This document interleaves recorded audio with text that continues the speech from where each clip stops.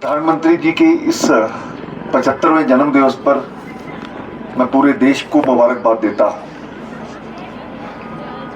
काफी समय मिला मुझे प्रधानमंत्री जी के साथ काम करने का। जम्मू कश्मीर में भी 2000 के आसपास पार्टी के नाते वो हमारे इंचार्ज रहे। एक जो काम करने की लालसा रहती है, जो कि इच्छा रहती है, एक विल रहती है, इच्छा शक्ति रहती है, वो शुरू से ही उनमें पाई गई। हमने देखा होगा कि गुजरात में जिस प्रकार से एक मॉडल स्टेट बना करके उन्होंने पूरे भारत को एक दिशा दी, वो अपने आप में एक उदाहरण है। मैं सुशासन की बात करूं, गुड गवर्नेंस की बात करूं, तो मुझे ये कहने में कोई हर्ज नहीं है कि जिस देश का, जिस समाज का आम व्यक्ति खुश रहता है, वही सुशासन है।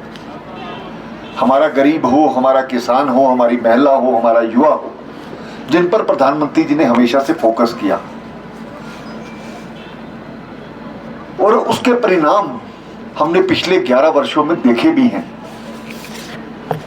महिलाएं हमारे समाज का 50% है, और बार बार सभी ने अपने भाषण में ये कहा है, अगर हम सशक्त समाज बनाना चाहते हैं तो उसके लिए जरूरी है कि सशक्त महिला हो। सरकार की तरफ से बहुत सी ऐसी योजनाओं को लागू किया गया।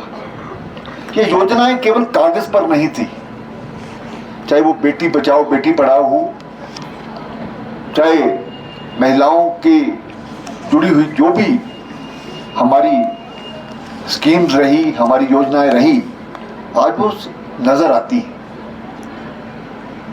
और आज जिस प्रकार से मैं भी देख रहा था, SNN सोनम नारबू मिशन हॉस्पिटल, प्रधानमंत्री जी भी ये चाहते हैं SN स्वस्थ नारी मिशन।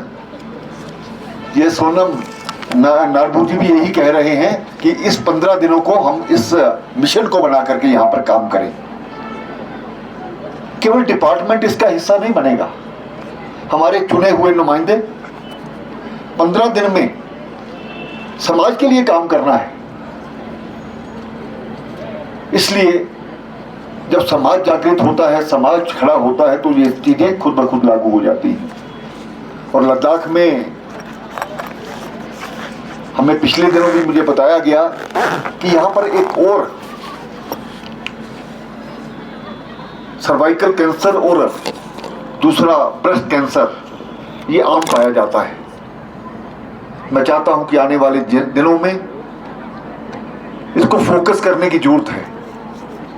लद्दाख में रहने वाली कोई भी महिला, जो हमारा एक अभियान रहेगा, उससे वंचित ना रहे, सभी के टेस्ट हों।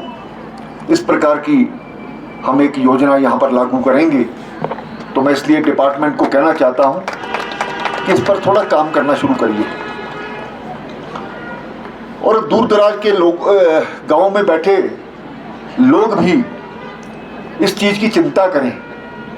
हमारे चुने हुए नुमाइंदे इसकी चिंता करें, हमारे नंबरदार इसकी चिंता करें, हमारे जो पंच सरपंच रहे हैं, किसी भी पार्टी से ताल्लुक रखते हो, वो फर्क नहीं पड़ता।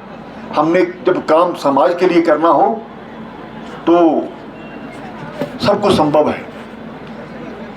आपने देखा है कि कोरोना महामारी के दौरान ऐसे ऐसे एडवांस देश, जो अपने आप को बड़े पावरफुल भी समझते हैं, अमीर भी समझते हैं, साधनों की वहां पर कोई कमी नहीं है, भारत में सबसे कम मृत्यु दर यहां पर रही। ये हमारा जो हेल्थ का इंफ्रास्ट्रक्चर है, उसका परिणाम है। प्रधानमंत्री जी ने उस वक्त कहा था, आपदा से अवसर, जब कोई आपदा आती है उस वक्त अवसर ढूंढे जाते हैं।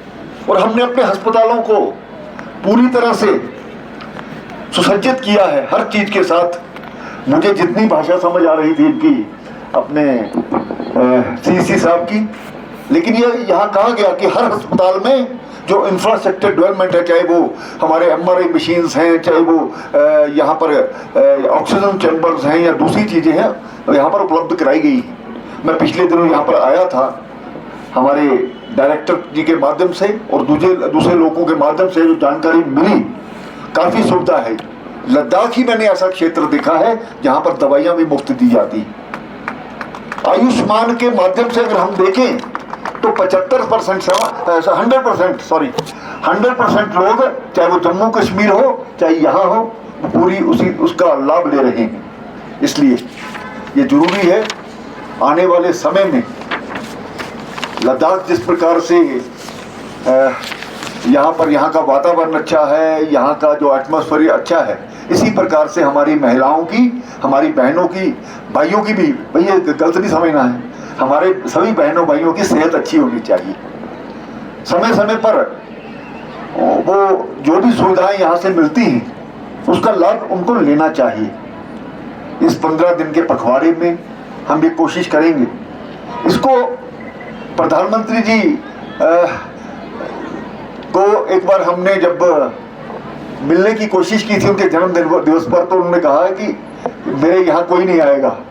मैं भी 17 तारीख को दिल्ली में रहने वाला था, मुझे कुछ काम था, लेकिन उन्होंने ये सेवा पर्व बना करके चुप करके अपनी राजधानी में जाओ हमें भी भेज दिया है। इसलिए कितनी सीरियसनेस है इस चीज में, और इस सेवा पर्व को हम सेवा भाव से मनाएंगे। और 15 दिन में जो भी प्रधानमंत्री जी के जन्मदिन से लेकर के महात्मा गांधी जी के जो जन्म जयंती तक हम इसको पूरा मिशन बना करके चलेंगे, ऐसा हमारा प्रयास रहना चाहिए। जो अलग अलग कार्यक्रम दिए गए हैं इस दौरान, उसमें स्वच्छता अभियान भी है, उसमें वृक्षारोपण भी है। लद्दाख में बहुत ज़रूरत है वृक्षारोपण की। बाकी प्रदेशों में तो चलता है एक वृक्ष माँ के नाम। इसी प्रकार से हमें एक वृक्ष से काम नहीं हमारा चलने वाला, हमारे ज़्यादा से ज़्यादा यहाँ पर इस काम को करना चाहिए। मुझे लगता है कि इसमें भी अपना ध्यान दीजिए।